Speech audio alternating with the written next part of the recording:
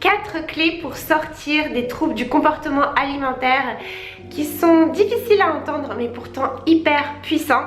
C'est parti pour cette nouvelle vidéo. Bonjour et bienvenue dans une nouvelle vidéo. Je suis absolument ravie de vous retrouver après une pause. Donc si vous ne me connaissez pas, je me présente rapidement. Je suis Flamendra, je suis coach de vie et je me suis spécialisée dans tout ce qui est troubles du comportement alimentaire puisque j'ai moi-même vécu l'anorexie, la boulimie et aussi l'hyperphagie pendant à peu près 4 ans. Donc c'est vraiment un sujet qui me tient énormément à cœur et je vais vous délivrer plein de valeurs sur cette chaîne, donc restez ici. Mais avant d'aller plus loin, je vous invite à télécharger ma masterclass offerte qui s'appelle de la restriction à l'abondance alimentaire. Profitez-en, c'est une masterclass de 1 heure, donc vous avez énormément de valeur. Prenez des notes et cliquez sur le lien juste dans la description pour regarder tout ça gratuitement. Entrons maintenant dans le vif du sujet. Donc aujourd'hui, je vais vous partager 4 clés, 4 concepts si je puis dire, qui vont énormément vous aider dans la guérison, qui sont pas forcément évidentes à entendre, mais qui sont ultra puissantes. Donc j'espère que vous êtes prêts, on y va. La première chose que je vous invite à faire, c'est d'arrêter de résister à la faim. C'est d'arrêter de repousser le moment de manger. Par exemple, de se dire là j'aimerais bien manger un muffin, mais non, il est pas l'heure. Ou j'attends ce soir. Ou j'ai trop mangé hier. Non, arrêtez de voir la nourriture comme un ennemi, comme un truc qui fait grossir, comme un truc en fait qu'il faut ingurgiter le moins possible. Non. Et je sais que très souvent dans les troubles alimentaires, il y a cette notion de ah bah j'ai résisté trop bien, je suis trop fière. Il y a un petit peu cette sensation de fierté, comme si quelqu'un allait venir vous décerner un trophée, comme si quelqu'un allait remarquer ça en fait. Vous avez l'impression, mais en réalité les autres n'ont pas du tout cette perspective-là, ils s'en foutent royalement. Et il n'y a pas de quoi être fier à résister à manger. Il n'y a pas de quoi être fier de résister à votre carburant, à la vie en fait. Parce qu'aujourd'hui, et je vais vous le dire cash, vous êtes vide de vie. Et il n'y a pas de quoi être fier. Et je sais qu'on s'en rend pas forcément compte quand on est dans les troubles alimentaires, on est un peu en mode guerrier, on se dit mais si, j'arrive à faire plein de sport, j'arrive à faire plein de trucs. Non, c'est un état de survie, c'est un état de stress de votre corps. Le jour où vous allez vous arrêter, le jour où vous allez ralentir, vous allez guérir, vous allez là ressentir plein de choses, c'est-à-dire de la fatigue intense. Vous allez en fait vous connecter à votre corps, ça va être désagréable. Votre mental qui est hyper actif va se dire oh oui, il y a un truc qui va pas là en fait, j'en fais pas assez, je suis malade, je fais du mal à mon corps. Mais pas du tout, c'est tout l'inverse. D'ailleurs, c'est une astuce que je peux vous partager. Souvent, c'est tout l'inverse de ce que vous pensez. Et je le vois très bien quand mes coachés s'autorisent à manger davantage, à passer cette phase qu'on appelle la phase de faim extrême, la phase de guérison, si vous voulez, de renutrition. Et bah, elles se disent « Oh, mais je fais du mal à mon corps. En fait, je me rends malade. » Mais non, pas du tout, en fait. La nourriture est salvatrice. Vous guérissez votre corps. C'est pas en étant vide et en résistant tout le temps à la nourriture que vous allez retrouver la pleine énergie, que vous allez retrouver en fait la vie à laquelle vous aspirez. Donc non, se priver de nourriture n'est jamais une victoire. Et je sais que la société nous fait penser l'inverse. Elle nous fait croire que c'est tellement plus raffiné de prendre une salade plutôt qu'un burger. Et si on prend un burger, on a échoué. Et si on prend un burger, bah, on n'est pas raffiné. Mais what the fuck? Je pense qu'il faut arrêter avec tout ça. Je pense qu'il faut arrêter de juger selon ce qu'on mange ou pas. Il faut arrêter de se juger selon ce qu'on mange ou pas, parce que ça ne dit rien de vous. C'est pas parce que moi par exemple je vais manger un burger que tout de suite ça veut dire que je suis une personne qui ne prend pas soin d'elle, qui se laisse aller, qui perd le contrôle. Non, tout ça c'est du bullshit en fait. Et non, je suis juste une personne qui s'écoute, qui sait honorer ses envies et sa faim. Et je trouve que c'est bien plus gratifiant, valorisant d'être connecté à ses besoins, à ses envies, d'oser les honorer plutôt que de se dire ah bah non, ça fait pas stylé, qu'est-ce qu'ils vont dire de moi? Non en fait. Eh bien c'est pas un problème. Je leur dis écoutez, bah je m'écoute, j'honore ma faim et mes envies. C'est quoi le problème? Quel est le problème avec le fait de choisir un burger. Je prends l'exemple d'un burger, mais ça pourrait être autre chose. Je pense que vous avez compris. Donc non, il n'y a pas de problème à manger beaucoup. Il faut arrêter avec ça. Il n'y a pas non plus de problème à manger plus que votre partenaire. Moi aujourd'hui, je mange plus que mon partenaire et c'est ok. Et parfois oui, ça peut surprendre les gens, mais si vous êtes ok avec ça, vous verrez que ils le seront aussi au bout d'un moment. La deuxième chose que je voudrais vous partager, et celle-là, elle revient toujours en coaching, ou même avant d'ailleurs pendant les appels découvertes que je peux faire. Parce que si vous ne le savez pas, quand vous remplissez en fait une demande de coaching dans le formulaire qui se trouve juste en dessous, eh bien vous pouvez bénéficier d'un appel offert avec moi qui dure, allez, en général une bonne heure, entre 30 minutes et 1 heure. Cet appel vous permet de faire le point, il vous permet de vous exprimer sur peut-être ce dont vous n'avez jamais osé parler. Et suite à cet appel, je vous parlerai de mon accompagnement, de mon coaching, si ça vous intéresse d'aller plus en profondeur. Revenons-en à notre sujet. Il va donc s'agir d'arrêter d'éviter l'inconfort digestif. Je sais que ça fait peur, ok? Le tout c'est de se dire que si aujourd'hui vous avez des problèmes digestifs, et j'en avais fait une vidéo sur ma chaîne d'ailleurs, donc je vous la mettrai par ici ou en barre de description, sur l'inconfort digestif. Si vous avez des problèmes digestifs, c'est pas lié aux aliments, non, c'est lié à tous les régimes, c'est lié aux troubles alimentaires, peut-être aux vomissements, aux laxatifs, au fait de se restreindre. Parce que oui, se restreindre, ça a des effets très néfastes sur la santé, bien plus que de s'autoriser des cookies en fait. Quand je dis des cookies, c'est ce que vous avez vraiment envie. Et ça, on n'en parle pas assez. On parle de tous les effets délétères du sucre, entre guillemets, comme si c'était un poison. Mais on ne parle pas assez des effets délétères de la restriction. Parce que oui, ça a des effets très néfastes sur l'organisme à long terme. Et le pire, c'est qu'on s'y habitue, c'est qu'on se dit que c'est normal, que tout va bien. Alors que pourtant, on sent qu'à l'intérieur de nous, il y a un truc quand même qui est pas folichon. Mais on se complaît dedans, mais on est complètement obsédé par la minceur. Et c'est ça en fait qui empêche de guérir, en tout cas en partie. Donc non, les aliments ne sont pas les coupables. Il faut arrêter d'être en mode drama queen, d'imaginer le pire. Et c'est ça en fait qui arrive très souvent, c'est qu'on imagine le pire. Et surtout, on anticipe, ça je le vois très souvent en coaching. Moi j'étais la reine pour ça, de tout planifier, de tout anticiper. Je voulais avoir le contrôle total. Et pour l'inconfort digestif, c'était exactement ça. Je cherchais à tout prix à l'éviter avec toutes les stratégies possibles, toutes les stratégies court terme. Mais j'ai vraiment envie de vous dire quelque chose de très important. C'est que les stratégies court terme, un peu miracle, ne fonctionnent pas à long terme. Et au contraire, ces stratégies qui ont l'air trop bien sur le coup, waouh, on évite l'inconfort, waouh, c'est facile, c'est rapide et tout, et bien en fait sur le long terme, ça vous pourrit la vie. Donc voyez long terme, ça c'est vraiment aussi une clé que je partage à mes coachés. Voyez long terme, pensez à votre vie dans 1 an, 2 ans, 5 ans, 10 ans. Est-ce que vous voulez continuer à vivre ça? Vous voyez bien que là les stratégies que vous mettez en place, ça ne fonctionne pas. Et le problème n'est pas vous. Le problème ne vient pas de vous. Ça c'est aussi quelque chose que je voudrais vraiment vous partager avec tout mon cœur.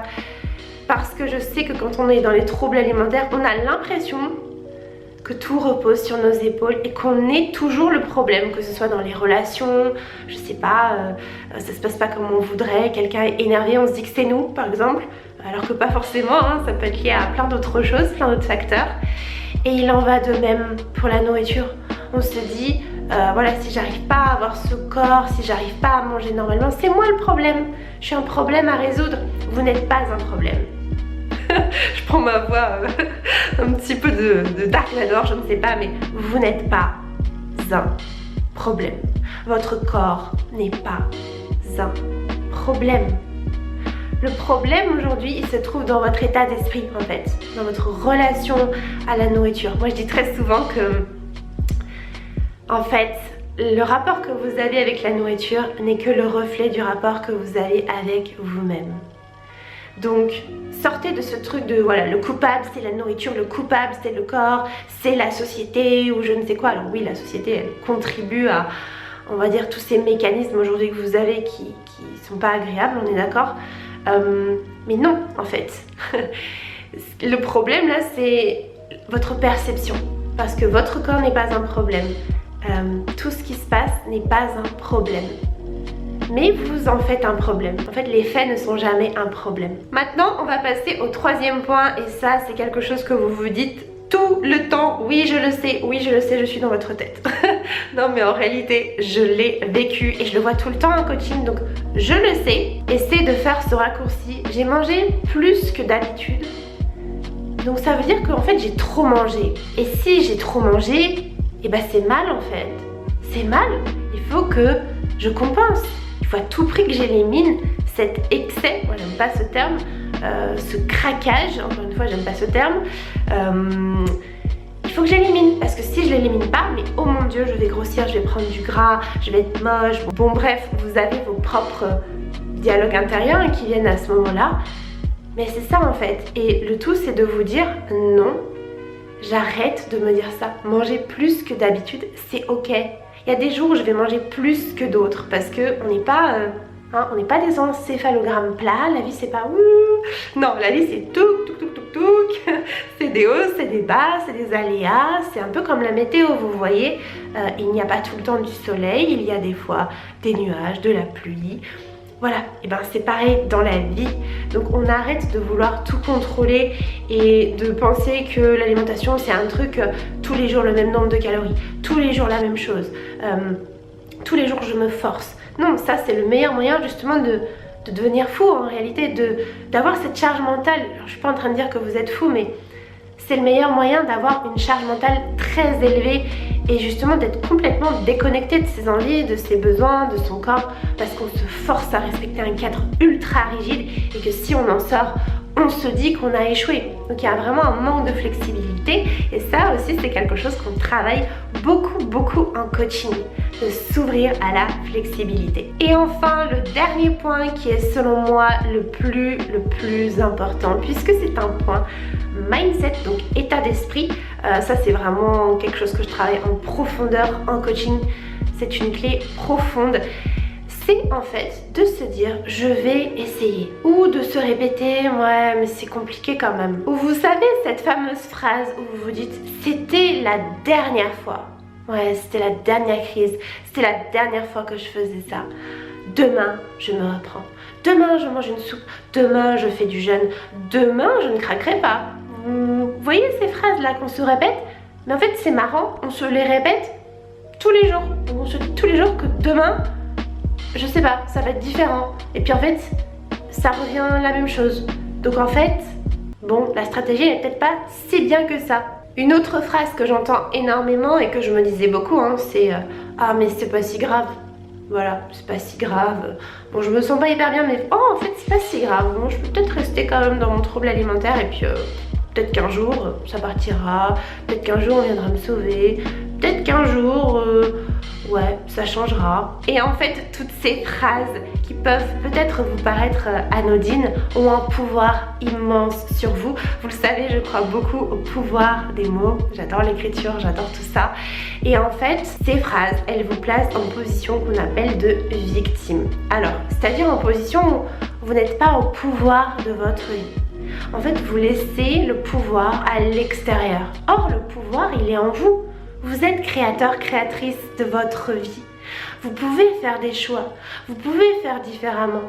Et ce qui vous arrive de l'extérieur ne doit pas régir votre vie. Tout part de votre intérieur, de ce que vous vous dites, de ce que vous pensez, de ce que vous ressentez. Et quand on dit ce genre de phrase, souvent on attend une aide extérieure, ou on pense que c'est l'extérieur qui va résoudre le problème. Il y a vraiment une notion importante à comprendre pour guérir des troubles alimentaires, et ça, même chose, j'en avais fait une vidéo sur comment avoir le déclic pour guérir d'un trouble alimentaire. C'est de comprendre que vous avez le pouvoir, que personne ne va venir vous sauver, que personne ne va venir dans votre tête, dans votre corps, là, personne ne va s'immiscer à l'intérieur ou prendre votre bras et faire le truc à votre place. C'est vous qui créez votre réalité, qui créez comment vous vous sentez dans votre corps, qui créez la relation que vous avez avec votre corps, qui créez la relation que vous avez avec les autres. Et donc plutôt que de se positionner en victime, si je puis dire, en mode bah je subis, placez-vous en mode créateur-créatrice. c'est-à-dire je choisis, j'y vais. C'est pas je vais essayer, c'est je vais le faire. C'est en décidant de guérir, c'est en décidant de changer votre réalité que vous allez vraiment entamer un processus de guérison. Tant que vous attendrez que quelqu'un vous sauve ou que quelqu'un fasse le travail pour vous, ça je l'ai beaucoup vu en coaching par exemple, mais ce serait tellement plus simple que quelqu'un voilà, fasse tous mes repas et que j'ai pas à y penser parce que c'est trop de charge. Pareil pour la guérison. Mais en fait, personne ne peut prendre le contrôle de votre cerveau. Et ok, imaginons que quelqu'un fait tous vos repas pour vous. Mais je sais pas, vous allez vouloir partir en voyage, vous allez vouloir aller au restaurant, vous allez vouloir initier une relation avec quelqu'un. Ça va vous demander de la flexibilité. Et tout ça, vous ne pourrez pas le faire. Parce que si vous n'avez pas votre plan voilà, alimentaire fait au millimètre près, ou si vous ne savez pas ce que vous allez manger, si ce n'est pas les autres qui gèrent pour vous, vous serez perdu. Et ce n'est pas ce qu'on veut. Donc il y a vraiment une notion d'autonomie, de responsabilité à reprendre. Et vous l'avez en fait, c'est en vous, c'est pas un truc à aller chercher à l'extérieur. Il n'y a pas des gens qui naissent et qui ont plus de pouvoir créateur sur leur vie. Non, ça c'est du bullshit encore une fois. On a tous ce pouvoir en nous. Mais aujourd'hui, vous êtes sans doute persuadé que l'extérieur a plus raison que vous, que l'extérieur va venir vous aider, que les réponses se trouvent quelque part à l'extérieur et qu'il faut aller les chercher la réponse, le meilleur régime alimentaire, le meilleur aliment, le meilleur truc. Non, en fait, personne n'a la réponse. Il n'y a que vous qui l'avez en vous et ça demande d'aller regarder à l'intérieur ce qu'il se passe. Et ça, c'est tout le travail que je vous accompagne à faire en coaching parce que seul, c'est très dur de s'apercevoir de comment on est, de quels sont ses blocages. Je vous ai ramené ma magnifique bouteille pour vous illustrer ça. Donc vous voyez, on va dire que vous êtes l'eau à l'intérieur de cette bouteille. Donc, vous ne voyez pas l'étiquette qui est là, parce que vous êtes à l'intérieur. Alors que moi, qui suis à l'extérieur, qui suis un tiers, je vois l'étiquette. Ok, je vois l'eau d'une autre façon que vous, si vous étiez à l'intérieur. Bon, je sais pas si c'est hyper bien illustré, mais en gros c'est ça, c'est une question de perception. Là vous voyez cette bouteille, ok, elle est comme ça, vous voyez qu'il y a une étiquette. Mais ce que vous ne voyez pas, c'est que derrière là, sur l'étiquette, il y a écrit Evian. Ok, vous ne le voyez pas, pourtant ça existe. D'accord? Donc c'est pas parce que quelque chose n'est pas visible que ça n'existe pas. Il suffit que je change de perception. Et là, je vois en fait le nom de la bouteille. Et bien en fait, dites-vous que c'est un peu pareil pour vous. Il y a des choses, vous avez l'habitude de les regarder d'une certaine façon et il y a d'autres choses qui existent que vous ne voyez pas. Et donc on va apprendre ensemble, grâce au coaching, à voir les choses d'une nouvelle façon, une façon qui va vous aider, qui va vous libérer. C'est tout l'objet de l'accompagnement. D'ailleurs, si vous voulez en savoir plus, n'hésitez pas à m'envoyer un petit message sur Instagram ou bien à aller voir sur mon site internet en description. Voilà pour ces clés qui peuvent un petit peu bousculer et sortir de ce que vous avez l'habitude d'entendre. Mais comme je dis très souvent, si vous voulez sortir des troubles alimentaires, en fait vous devez vous ouvrir à un nouveau champ des possibles. Et si je vous répète ce que vous avez l'habitude d'entendre, eh bien vous allez rester dans votre trouble alimentaire. Hein, si vous vous dites ah ouais elle a raison, ouais à fond, ouais les glucides ça fait grave grossir, ouais il faut vraiment que j'élimine le sucre, là j'en ai trop mangé donc demain je me fais un jeûne et puis je mangerai pas avant 20h. Non en fait, ça c'est des pensées typiquement que je pouvais avoir à l'époque quand je souffrais de troubles alimentaires, mais c'était des pensées qui me détruisaient et qui renforçaient mon trouble alimentaire. Et ce que je viens de vous dire là, c'est sûr, il y a une partie de vous qui va résister. Pour autant, c'est une nouvelle perception. Donc c'est normal que ce soit pas agréable, c'est normal que vous vous dites c'est un peu bizarre ce qu'elle dit, voilà, c'est normal, ok, et c'est même bon signe. Sur ce, je vous souhaite une très belle journée. N'hésitez pas à interagir dans les commentaires, moi ça me fait toujours très plaisir de vous lire. Je vous dis à très bientôt dans une nouvelle vidéo et n'oubliez pas de savourer la vie.